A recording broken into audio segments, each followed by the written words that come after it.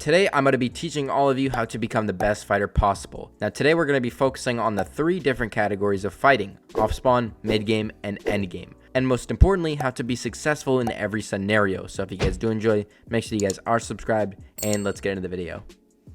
Now, when you're landing at any POI, you need to understand and look at the visual sound effects around you for context clues to pick up kills. In this example, I'm obviously just looting. Now, I use the visual sound effects to see that this guy is landing super late. As you can see, I'm already getting my loot.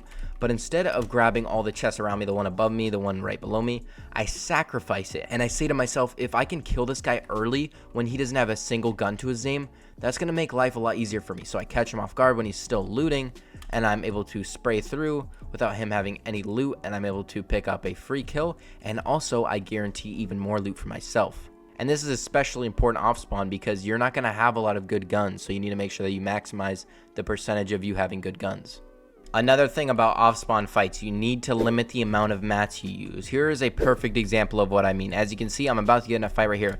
This guy drops down on me. I'm going to get a little bit of damage. In an off spawn fight, you're not going to have a million mats to work with. You're going to have a few hundred builds at most. And in this example, I'm going to use minimal builds to catch this opponent off guard and then pick up a free kill. Notice how I only build 3 cones and 2 walls, and then I just make a simple window edit, and then obviously I take his head off and I'm able to pick up a kill without taking any damage whatsoever.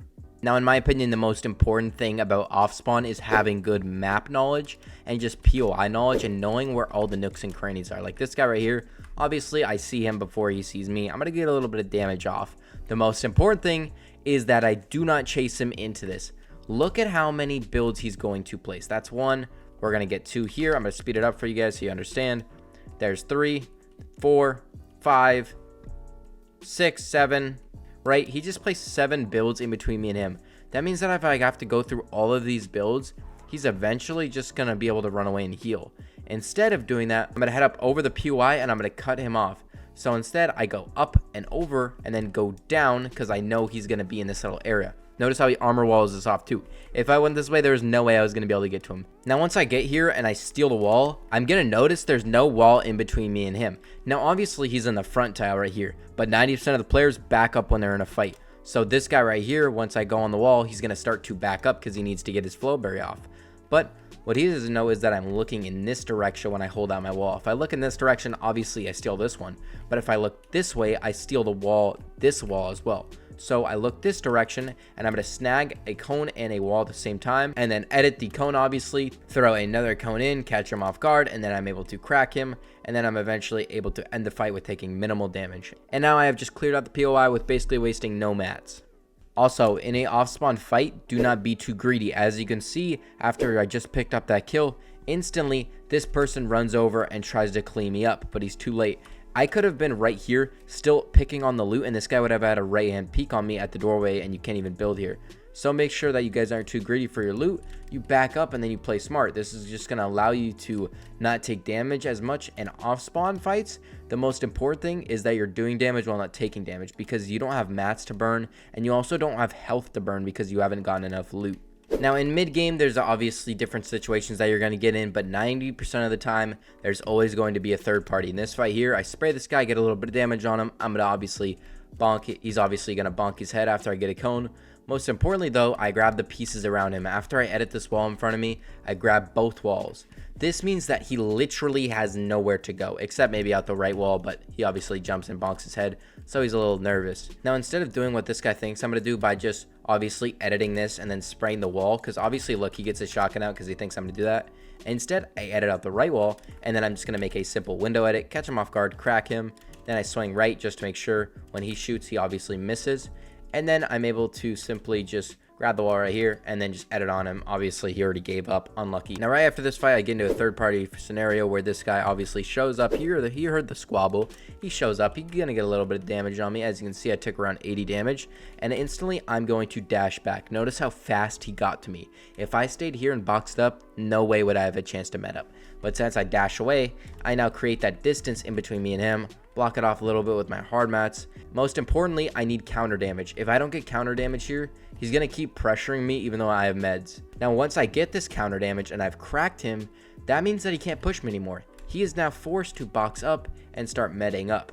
This gives me now the time to start healing fully. and then once I get those meds, I can obviously start the fight again.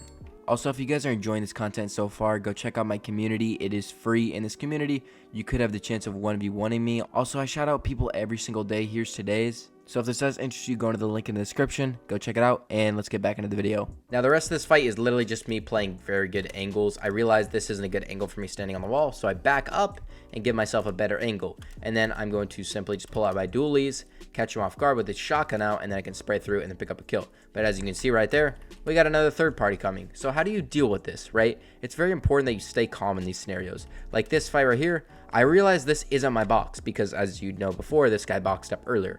So instead of staying here with no builds that are mine, I go back into my old box and sacrifice the loot because it's not about the loot, it's about staying alive.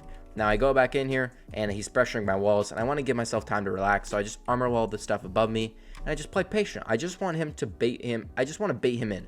When I realize this isn't a good angle for me and it's great for him, I actually leave the box and I realize that the river stick dashes are right here. I'm going to use these and bait him in to make the fight easier for me. And getting these dashes actually allowed me to win this fight at the end. So as you can see, he's going to edit on my wall. Now I'm looking to see if this guy likes to make wide edits and expose himself. When he does make a wide edit and he thinks he's going to swing around and drop on my cone, I obviously have edited this tile, surprised him, hit him 50. Now he's a little weak, but I keep my crosshair on him most importantly. I don't take it off of him. I keep it on him the whole time. That means that if he makes another dumb wide edit like he does right here, I can then crack him. And then after I crack him, I obviously could spray the wall, but then he could back up. So instead, I spray the floor to drop him on the same layer as me. Cracked him now, and now he's super weak. Now these dashes that I just picked up, I'm going to use a very simple move that I use a lot, and I'm going to dash and then 180. When I get through this wall right here, I'm going to jump and then dash really quickly and catch him off guard because as you can see, I'm about to pick up this kill, but look at the direction he's looking the whole time. He still thinks I'm in front of him when I've now spun behind him, catching him off guard, and I'm able to spray him, and now I've just picked up the siphon coin for free. So now let's get into some later endgame fights. I think these are very important. I'm also going to mention not getting too invested again. As you can see, I go up to this guy's wall and I try and get in, steal his wall. I'm going to snag it. Eventually, I'm just going to speed this up. I get a little bit of a crack and I'm going to start fighting him, but I see the visual sound effects below me and I know this guy's sneaking up on me, so I know I can't drag out this fight for too long. Once I realize he's too close to me, I decide to drop on him. I'm going to steal the wall, put a cone, grab him, steal it, and then I'm able to crack him right here. I'm going to place 2 walls so he can't shoot back at me. Now he makes this box right here. I take note and I look through my wall and I take a chance to look and I see there's no cone in this box. That means once I get my shotgun reloaded, I'm going to drop a layer instead of going for that wall. And I'm going to place a cone through the floor. Now 2 things can happen right here. Either he's going to get pokeballed and he's going to be inside the cone and then obviously I could just edit him down. And if the person isn't pokeballed and they get up, you can either spray the floor, smack the wall, do whatever you want with it. Once you steal it though, obviously you can just double edit him down and then you can catch him off guard and you can obviously pick up a free kill. And once I've gotten that kill, I've now gotten the siphon coin. These next 2 endgame fights, I'm going to teach you how to force refreshes. As you can see, I just got a crazy beam and now I'm going to hit my broom and I'm going to fall down, follow this guy. I'm going to have these 2 players pinned. It's going to be a really awkward scenario for me and both these other players. I try and get this kill. I realize it's not worth it because the tree is just really scuffed. So I decide to go up and over and I try to steal this guy's wall right here. I'm going to start smacking on it and put a window edit on him. When I make the window edit, I accidentally do shoot my wall and it's really unlucky, but I do get the crack on him, so obviously he's weak. Now a big mistake that this guy does is he doesn't make space. When you get in a position like this, don't just stand in one spot. Make space, please, because you're going to die. Now, notice once this guy's above me, I don't keep my full focus just on this guy. I have to focus on the other player now, too, because if I don't, he'll shoot me on my head and I'll die. So I make a bunch of space to accommodate for that. Look at all the space I make so that I don't have to deal with him. Now that I made all that space, he's like, okay, I don't want any piece of this, and he backs off. That now allows me the time to start smacking on this guy's wall again, and then once I steal it, everyone knows that when you edit a wall, reset it, it's super weak. So I see this guy flip his ramp, and I know that it's going to be super weak on HP. So instead of just sprinting in his box, I keep the distance that I need, and I'm able to shoot the wall, steal it, replace it with a cone while he tries to edit down. That allows me to catch him while he's still up here, and I can obviously take a right hand peek and kill him. Notice also the way I take this right hand peek and the way I'm swerving. See how only half of my body is exposed when I'm shooting? This means that it's just going to be really hard for the other person to do any significant amount of damage, even if they shot back at me. And then obviously I place the cone, and then I can just pick up a free kill, getting the mats that I need to finish this game. But I'm actually going to pick up some of these mats, and I'm not really going to get everything that I need. And that means that I'm going to have to force another refresh to win this game. As you can see, I know the guy is above me right here. Now I look up to see if I should just edit on him and let him in, but this would put me at a 50-50, and you never know these days with a gatekeeper if you're going to lose that. So I back up and I just chill. Now zone is on my back now, so I decide it's better for me to have zone priority and just get myself in and then worry about getting a kill. So I target myself in knowing I don't have a lot of mats, and then I get in zone, and what I'm going to do is I'm going to box up and then I'm going to look back. As you can see, only have a few builds left. I realized this guy didn't have a good zone priority and I'm going to pick up a kill on him. I see the little blue effects from my cone right here as I edit it, and I know that he's right here, so I just kind of line my crosshair up, wait for him to jump, and then when he jumps in the air, I'm able to see him, and I am able to eventually beam him out of the air, get a shotgun shot on him, and pick him up. But most importantly, I get all of these mats. Look, I cap my brick, I cap my metal, I get some wood too. This is just going to allow me to close out the game a lot easier than if I had no mats just running around.